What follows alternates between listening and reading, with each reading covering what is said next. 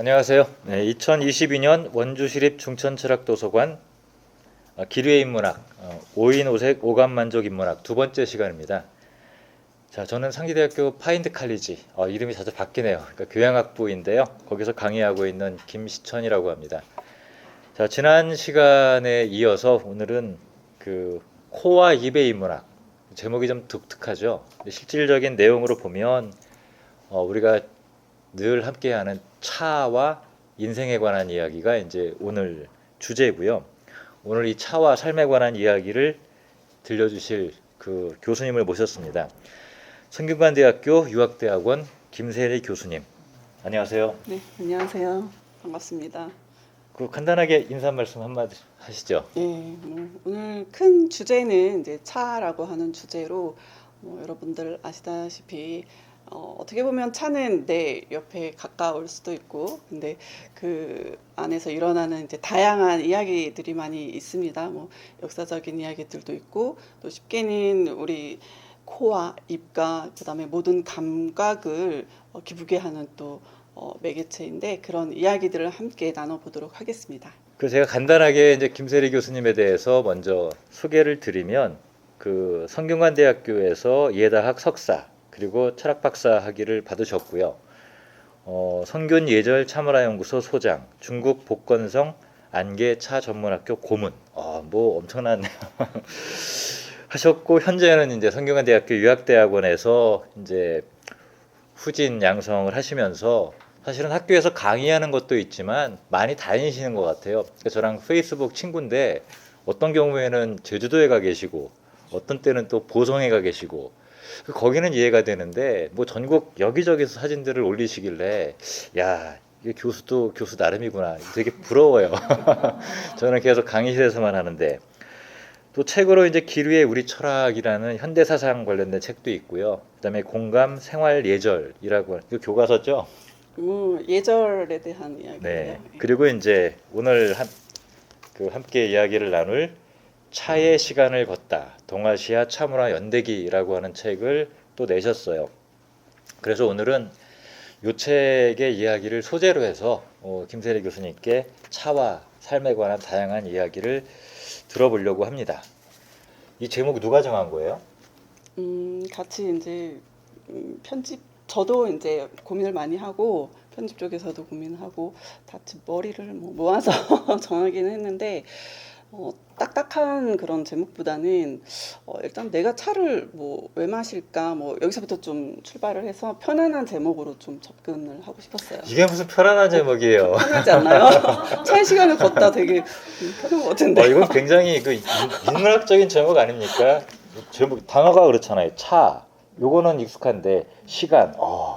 이 철학자들에게도 가장 어려운 단어. 그 다음에 차 문화, 연대기. 이게 묵직한 단어들인데. 너무 근데 오히려 차가 너무나 일상적이기 때문에 이 출판하시는 편집자가 오히려 묵직한 그런 무게를 주기 위해서 이렇게 잡은 거 아닐까 싶은데. 시간이 들어간 요소는 이제 차를 입문을 하시는 분들 요새 굉장히 많으세요. 차에 관심도 있고 그리고 차는 어떻게 보면은 또 되게 쉬운 주제이기도 하니까는요. 저 입문하시는 분들 그리고 차를 이미 많이 좋아하시고 또 매니아적인 분들 또 공부하시는 분들도 많이 계시거든요. 이분들에게 차에 대해서 조금 의미도 있으면서 공부도 되면서 쉬우면서 읽을 수 있는 그런 정리된 책을 좀 만들고 싶었어요. 그 시간의 이름을 넣은 거는 차의 시작부터 그 흐름을 이렇게 짚어드리고 싶다 이런 의미가 있어서 시간이라는 개념 든 거죠. 네. 자, 이 책은 그 선생님의 아이디어였어요. 출발은? 이제 공저인데요. 이제 조미란 선생님하고 저하고 등산 친구이기도 하고 또 이제 학교 선후배 관계이기도 하고 취미가 너무 비슷하세요. 근데 어느 날 우리 글을 한번 같이 둘 다 또 좋아하는 게 글 쓰는 걸 또 좋아하기도 하고 너무 성격이 비슷한 거죠. 그래서 우리 좋은 책을 차 쪽에서 좋은 책을 한번 만들어 보는 게 어떨까 해서 시작이 됐죠. 네. 처음에. 그러니까 등산을 하다가 네, 산에서. 네.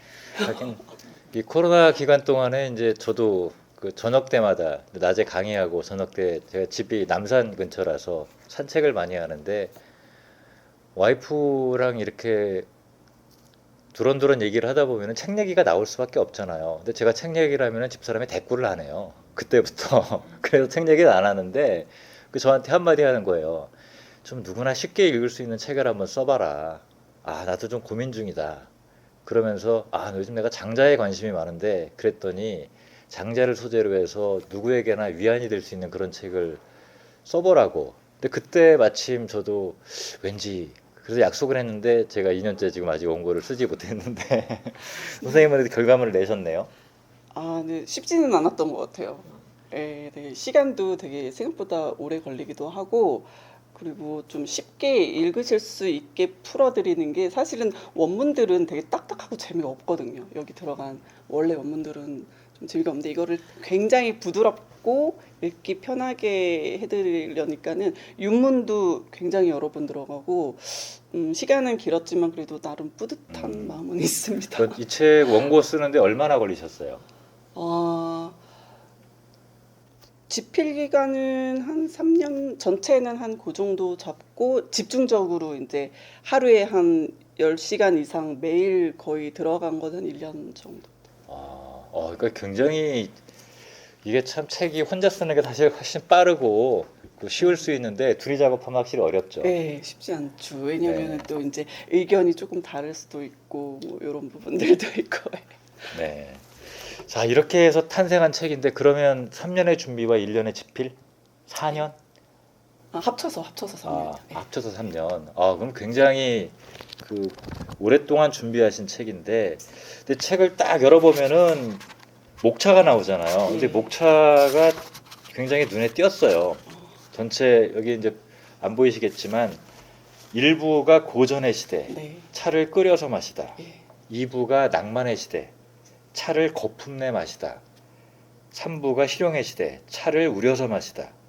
그 참 이렇게 해놓고 보니까 되게 황당하더라고요. 아니, 차를 우려서 마시는 게 아닌가?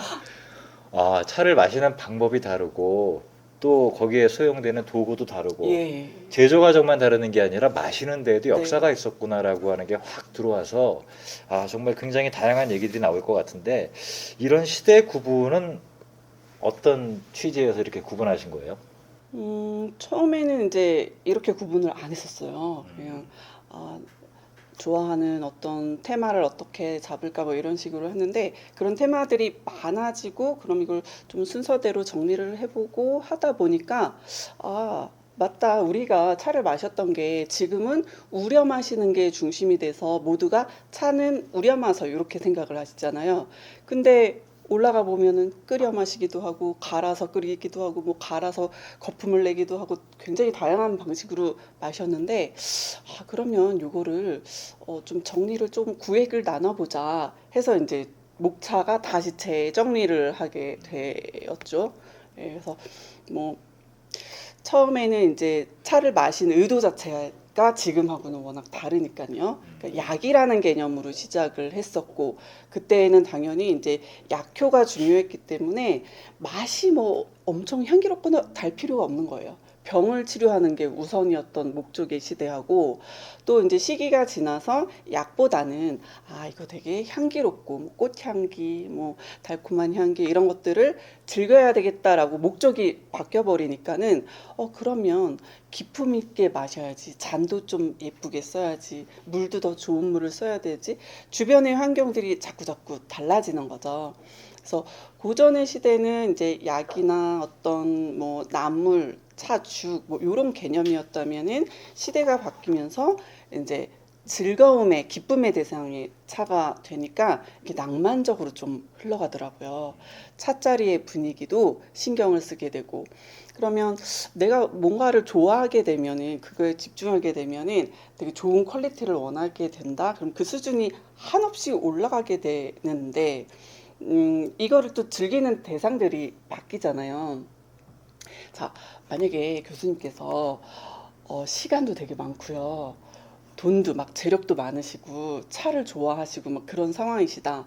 그럼 아무래도 최고로 즐기고 싶으시겠죠? 뭐 그런 조건이 된다면 예. 그런 관심이 가겠죠. 예, 뭐 세상에서 제일 좋은 차 그리고 그런 차를 만들어내라고도 하실 수 있는 권한이 있다면 그렇게 되겠죠. 그러니까 그게 그런 세상이 오는 거죠. 네. 예, 하이라이트가 이제 송나라 휘종 때 대단한 차의 사치 시대가 오거든요. 그럼 또 뭔가 사치가 심하다는 거는 반대편에 누군가가 심하게 고생을 한다는 이야기가 되는 거고 그러면 그 고생과 힘듦이 길어지게 되면은 이분들이 또 가만히 있지 않으시겠죠. 왜 우리 뭐 동학이나 다른 어떤 밀란이나 이런 것들도 같은 패턴인 것 같고요. 이것은 꼭 중국의 이야기도 아니에요. 우리나라에서도 일본에서도 비슷한 패턴의 사건들이 계속 일어나거든요.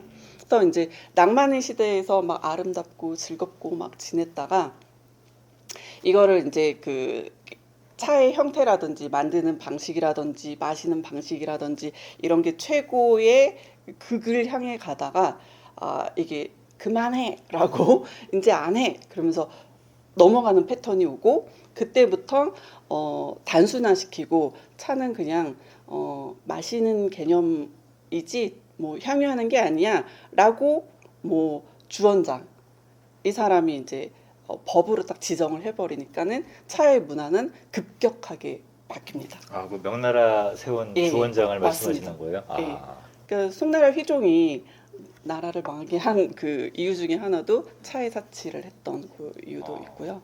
예, 그래서 이제 좀 우려 마셔라. 이제 끓여 마시는 복잡함을 하지 말아라. 그렇게 돼서 이제 변화하게 되는 거죠. 네. 하긴 제가 중국에 여행을 갔다가 이제 무이산이라고 하는 곳에 가본 적이 있어요. 근데 거기 제 기억에 맞다면 되게 벼랑같이 있는 곳에 밑에도 차밭이고 위쪽에도 차밭인데 거기에 절벽 끝 그 꼭대기 부분에 차나무 한 그루가 있는 거예요. 네. 그 차나무 한 그루에서 저기 그거 차 하면은 수확이 얼마나 돼요? 나무마다 좀 다르긴 한데요. 혹시 대웅포를 보신 거 아니에요? 그렇죠. 예, 대웅포는 그건 돈 주고도 살 수 없습니다. 네. 그것은 그 산에 있는 그래서 그 외국 국가에서 다 관리를 지금 하고 있거든요. 그리고 바위 되게 큰 바위 많았죠. 네, 그곳이. 제가 본 그 예. 차나무가 한 그루만 딱 한 그루인가 두세 그루인가 그렇게 있는데 아. 아마 아실 그 예. 김 교수님 아실 텐데 그게 모택동이 즐겨 마시던 차. 네. 그래서 밑에서 파는 거는 그 나무에서 이제 세대 가리를 예, 해가지고 맞아요. 3대 네. 해가지고 가격이 점점 떨어지는데 그때가 대형포. 근데 그 얘기를 들어보니까 모택동이 마셨다는데 나도 한번 마셔보고 싶다 이런 생각이 들더라고요. 예, 그 문화적인 어떤 상징성이라던가 네. 그런 것들 때문에 이제 가치가 더 부여되는 부분도 있고 사실 이제 그렇게 바위가 주로 많이 형성된 곳의 차를 암차 이런 표현을 하거든요. 네. 그럼 맛에도 그 영향이 미쳐서 그 차를 마시면은 되게 그 무거운 바위스러운 그런 아. 계열의 향이나 중후함 이런 것들을 갖고 상당히 매력이 있죠. 그래서 무이암차. 갑자기 이런 단어가 떠오르네요. 내공이 있어야 되는구나. 이거 차 마시면서 그 맛을 가지고 어떤 거는 가볍고, 어떤 거는 시원하고, 어떤 거는 무겁고, 뭐 이런 것들을 다 그 차의 맛을 구분하는 그 저기 단어가 몇 가지쯤 되나요? 구분을 근데 되게 쉽지 않은 게 맛 자체에서 나오는 향기에 대한 이야기도 할 수 있지만은 왜 향기로운 차의 개념이 있으면은 또 좋지 않은 향 이런 개념도 있어서 마셨을 때 만약에 좋지 않은 무언가가 잡혔다 그럼 좀 이렇게 고수가 되어가는 뭐 그런 과정이 있다면은 이 차는 재배의 상태 아니면은 보관의 상태 재다 아니면 차 만드는 과정에서 어떤 문제가 있어서 이런 맛이 나겠구나라는 것까지 좀 예측을 할 수 있는 이렇게 단계가 오는 것 같아요. 그 사실 그 아까도 제가 말씀드렸지만은 제 공부하는 모임에서 MT를 가서 아침에 이제 한 두세 시간 동안 그 차 끓여주고 맛도 보고 근데 막 이렇게 차를 맛보게 해준 다음에 이거는 맛이 어떻고 향이 어떻고 막 설명을 해주는데 사실 속으로는 구분이 안 되거든요. 예를 들면 그 한의사분들이 이게 진맥을 할 때 16가지 신호를 구분을 해서 그걸 가지고 이제 진단을 한다 그러는데 그게 사실 이론적으로는 그렇지만 그거를 미세하게 다 구분한다는 게 보통 일이 아닌데 그래서 저는 마시면서 혀끝에 느껴지는 맛이 뭐 달거나 쓰거나 이런 정도의 구분은 되지만 뭐 무겁다, 시원하다, 차갑다 이런 구분은 전혀 안 되는데 이게 오랫동안 마시면 그런 것들이 구분이 되나요? 일단은 그 차에 대한 애정이 엄청 있어야 되는 것 같아요. 그래서 왜 사람이 사람을 좋아하거나 이러면은 굉장히 집중적으로 막 탐구하잖아요. 네. 좋아하게 되면.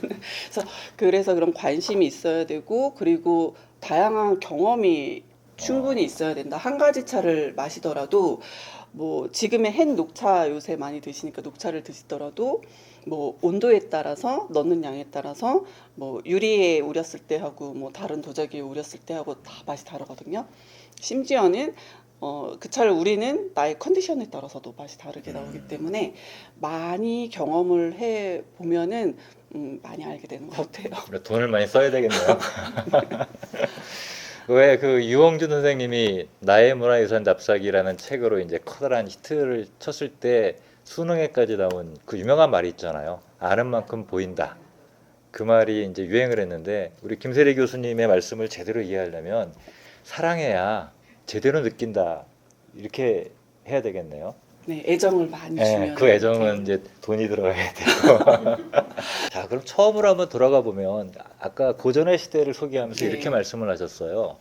그 차가 본래 출발이 약이었다. 네, 맞습니다. 아, 그게 차를 마시게 된 첫 이유였던가요? 네, 보통은 이제 신농의 신화에서 출발을 많이 이제 이야기를 하는데요. 찻잎이 지금 이제 우리가 또 차를 지금까지 수천 년 동안 계속 즐기는 이유 중에 하나가 건강에 좋다 이런 이유잖아요.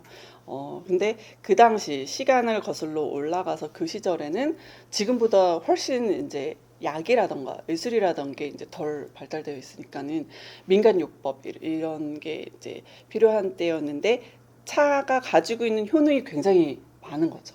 예. 그래서 눈을 밝게 하고 소화도 빨리 시키게 하고 체했을 때 그렇고 또 아까 술을 이제 드셨다 그러면 숙취 해소로 아주 좋거든요. 그래서 다양한 그 약용의 효과가 있기 때문에 처음에 차의 출발은 약으로 시작이 됐었던 거죠. 예.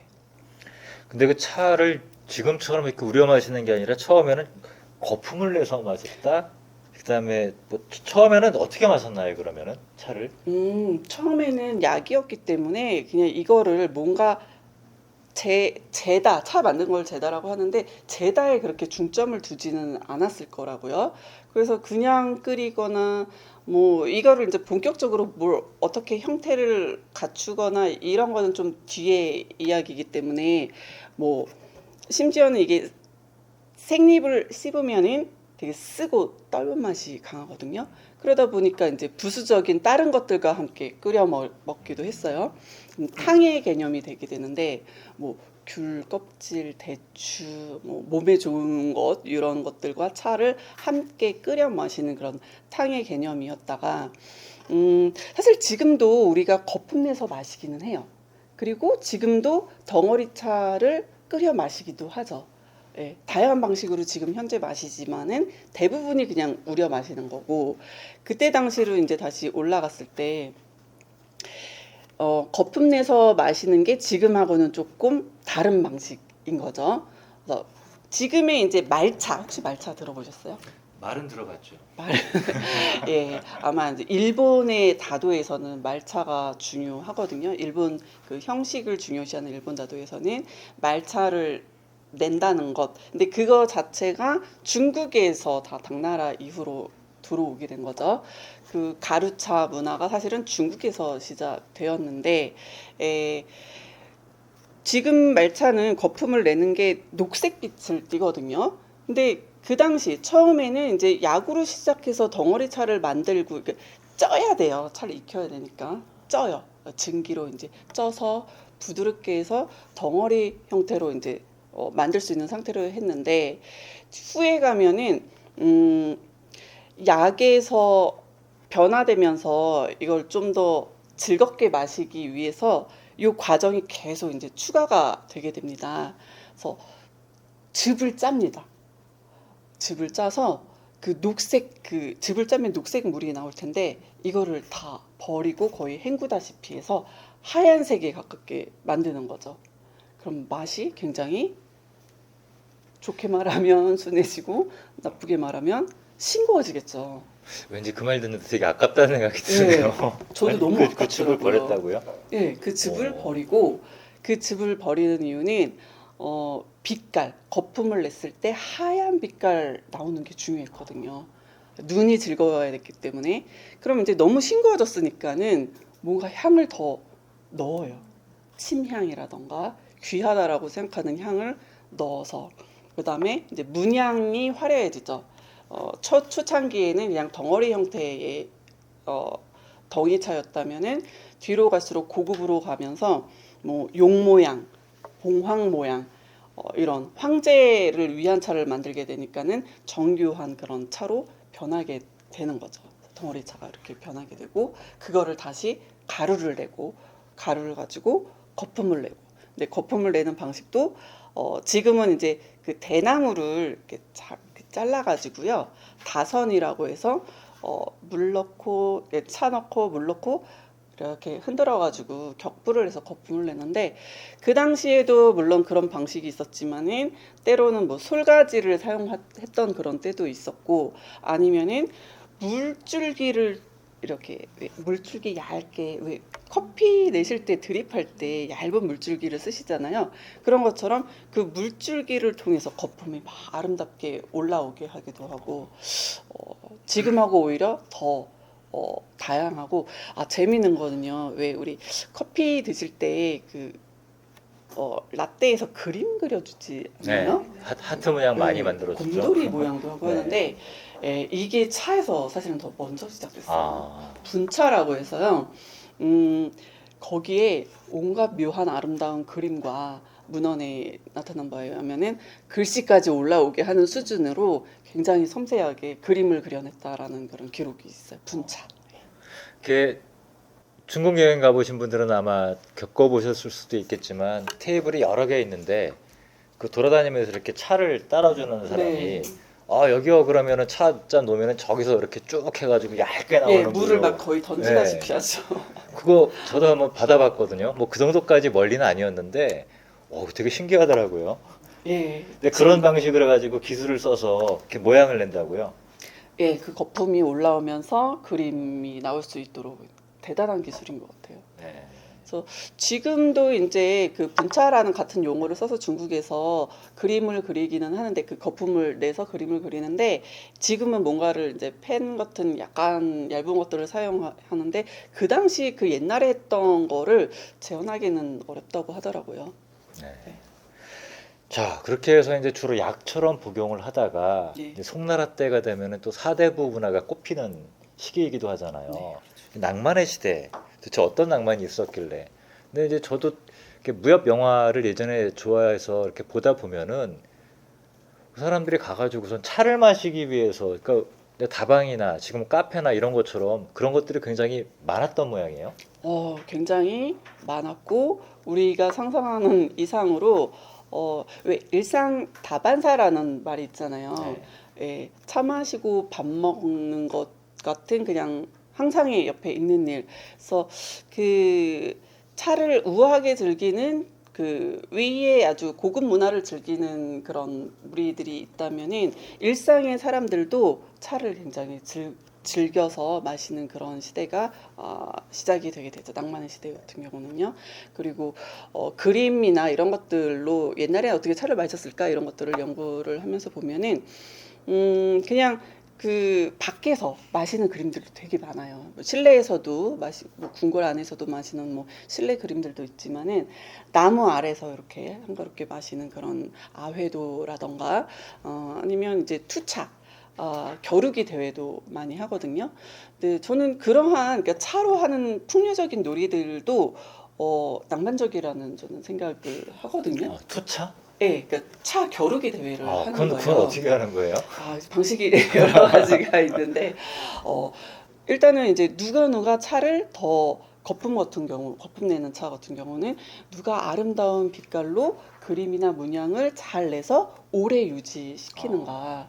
그러면 이제 관객들이 이제 다 있고 네. 이제 대회 하니까 이제 서로 간에 이제 대회를 열면서 근데 투차 같은 경우도 중국뿐만 아니라 한중일 다 일본에서도 그렇고 다 이루어졌어요. 아, 우리나라에서 있었어요? 예, 투차를 했었고 서로 이제 겨루기 그리고 이제 마셨을 때에 이 차가 어떤 차냐, 어느 지역에서 누가 왜 이제 그 아까 대형포 같은 경우도 지역에 따라서 차의 그 품질이나 그 좋은 품질 이런 게 나눠지는데 아까 그 바위가 있었다면은 가장 윗부분에 조금 나지만 정암 지역, 그다음에 반암 지역 뭐 이런 식으로 해가지고 차의 그 레벨이 달라지듯이 차 품평을 할 때에도 그러면 이 차는 뭐 정암 지역과 반암 지역의 서쪽에 있는 뭐 이쪽에서 좀 태어난 것 같고 뭐 이러면서 서로 이야기를 하는 거죠. 어, 물도 그런 식으로 찬물을 채양이라고 되게 유명한 차의 테스터가 있는데요. 차를 마시고 이 물은 그 강에 그 중간에 물을 떠가지고 오다가 살짝 흘렸나 보충된 물인데 뭐 이런 이야기를 하는 거예요. 이거 되게 사기 아니에요? 그런 거는? 좋아하다 보면은 또 알 수도 있을 것 아, 같기도 해요. 네.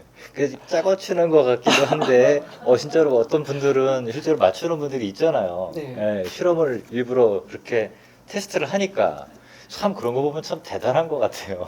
재미있는 것 같아요. 네. 저도 그 몇 해 전에 이제 그 전라북도 차였는데 어느 분이 이제 만든 차를 맛을 테스팅을 해달라고 해서 이제 마셨어요. 녹차를 만드셨는데 묘하게 기존에 없던 꽃향 비슷한 뭔가가 이렇게 다 올라오는데 도대체 이게 어떻게 만들어졌을까 이제 고민을 하다가 제가 이제 그분한테 이제 여쭤봤어요. 혹시 그 덕금 그 뜨거운 열에 들어가기 전에 잠깐의 그 시들리는 과정, 바람이 이렇게 맞아가면서 시들리는 잠깐의 과정이 있지 않으셨나요? 그렇지 않고선 이 향기가 나올 수가 없는데요?라고 여쭤봤어요. 했더니 맞다고 그러시더라고요. 그래서 너무 사기는 아니에요, 사실. 그러니까 이제 맛을 음미하는 것만으로 어떻게 이게 제조가 되었을까를 추정할 수 있다는 것 자체는 이거 상당한 내공이 있으시네 확실히. 그러면 요거는 이제 그 원래 내용이 없던 건데 이런 틈을 타서 차 문화 관련해 가지고 국내 여러 가지 문화 행사라든가 축제 같은 게 있을 거 아니에요. 네. 이 가운데 좀 우리 원주 시민분들께 여기는 정말 재밌고 의미 있는 데다라고 소개해 줄 만한 데를 세 군데만 꼽자면. 근데 이제 보통 지역에서 하는 행사들이 좀 있고 서울에서 이제 서울 같은 경우는 이제 벌써 거의 20년이 다 되네요. 그 코엑스에서 차 그 박람회를 합니다. 국제 뭐 몇 달 전에 하긴 했는데 다른 지역에서도 하지만 이제 서울이 가장 큰 행사이기 때문에 만약에 내가 국내에 있는 대부분의 뭐 차, 다구 관련된 용품 이런 거를 한눈에 보고 싶고 그리고 우리 한국 차 한꺼번에 나는 맛을 보고 싶다. 사실 중요한 거는 이제 물어보세요. 어디서 차를 만나야 되죠? 맛을 봐야 되죠? 물어보시는데 그러할 만한 곳이 사실 좀 열악한 상황이잖아요. 근데 그런 박람회 가시면은 테스팅이 되게 자유롭기 때문에 박람회 가 보시는 거를 좀 추천을. 언제 하나요? 지금 5월에는 이제 서울은 이제 바로 전에 끝났고요. 네. 뭐 부산이나 대구나 뭐 대전이나 큰 도시에서는 차 박람회를 해요. 차 뭐 공예 박람회 뭐 여러 가지 이름으로 하고 있기 때문에 그거는 이제 제가 뭐 정리를 해서 필요하시면 이제 알려드릴 수 있고요. 네. 박람회에서 좀 맛보시는 것도 괜찮고 그다음에 이제 아무래도 하동하고 보성이 차 만드는 차의 재배지로서 유명하기 때문에 차 축제가 해마다 이제 이루어지고 있어요. 내년 같은 경우는 이제 국제 세계 차 엑스포가 하동에서 하고 있어서 저도 요새 하동에 가끔 가는 게 이제 그 건 때문에 회의하러 가거든요. 규모도 크고 조금 이제 최대한 어떻게 좋은 박람회를 열까를 고민하고 있기 때문에 그곳을 가보시면은 우리나라 차뿐만 아니라 또 세계의 차 한눈에 보실 수 있을 것 같아요. 그래서 내년 같은 경우는 그곳을 방문해 보시면 좋을 것 같고, 그다음에 이제 차를 마시는 공간이 있고 차에 어떤 스토리가 있는 그런 공간이 있다면, 제가 아무래도 산을 좋아하니까 우리나라 이제 많은 산들이 차하고 연계되어 있는 산들이 많이 있습니다. 경주 남산도 너무 좋고, 하지만 저는 수도권이라면은 그 수종사가 있는, 예, 네. 수종사의 절에 삼정원에서 차를 드셔보시는 거를 권해드리고, 왜냐면 그 안에는 우리 그 조선 후기에 차를 좋아했던 차인들이 모두 거기서 차를 드시면서 즐겼던 낭만이 있는 곳이고요. 의미가 있고, 그 다음 산으로는 월출산. 사실은 저는 금강산을 꼽고 싶지만은 못 가니까 월출산. 월출산은 저는 제가 지금 요새 가장 주목하고 있는 산이 또 월출산이기도 하고, 차밭도 당연히 이제 근처에 많이 있고, 그곳에서 많은 차의 또 중요한 인물들이 그곳에 꼭 가세요. 물론 이제 예전에는 다산초당을 가세요라고 말씀을 드렸는데, 지금은 이제 1순위를 월출산을 소개를 먼저 해드리죠. 거기 뭐 다산이나 초이나 뭐 그 앞에 이제 다원이라든지 뭐 이런 것들로 코스로 해서 가실 수 있는 것들을 지금 다 준비들을 또 하고 계세요. 차에 어떤 가실 수 있는 루트들, 그래서 이런 것들도 앞으로 저도 이제 계속 소개를 시켜드리려고 하고 있어요. 네. 요즘에 그 테마 기행이 굉장히 유행을 하는데, 산행을 하면서도 테마를, 뭐 산을 즐기기 위한 테마도 있을 수 있지만 이런 차와 연계된 그 테마 기행도, 산행도 되게 재밌지 않을까 싶은데, 수동사를 제가 서너 번을 가봤는데, 예, 거기 가서 딱 한 번 차를 마시긴 했거든요. 드셨어요? 예, 근데 주변에 이제 방황만 하고, 사실은 그 밑에서 이제 뭐 먹으러 갔다가 그 친구들하고 간 적이 있는데, 그 수종사가 또 차 문화와 관련해서 굉장히 중요한 곳이라는 거를 오늘 또 처음 또 듣게 됐는데, 이런 정보를 잘 알고 싶으시면, 검색이 어려우시면은 쉬운 방법이요. 김세리 교수님을 팔로우 하시면 됩니다. 페이스북에서. 친구 숫자는 제한되어 있으니까 팔로우 하시면 언제든지 그 게시물을 볼 수 있으니까, 그 김세리 교수님 그 페이스북 보면은 매번 이 차 엑스포 같은 것도 그렇고, 이 코엑스 국제 박람회도 저 그걸 보고 가볼까 했는데 제가 스케줄을 맞추질 못해가지고 올해는 못 갔는데, 내년에는 저도 가서 네. 한번 차를 꼭 마시고, 거기 진행이든가 뭔가를 기획 같은 거 매번 관여하시죠? 예, 이번에 같은 경우도 내년 같은 경우는 저도 이제 관람을 해보려고요. 같이 함께 가시죠, 교수님. 네, 알겠습니다. 불러주시면은 꼭 가보도록 하겠습니다. 자, 이제 어느 정도 그 시간이 충분히 됐기 때문에 그 시대적인 이야기는 일단 여기서 잠깐 쉬었다가 한 곱이 넘어가는 게 좋을 것 같습니다.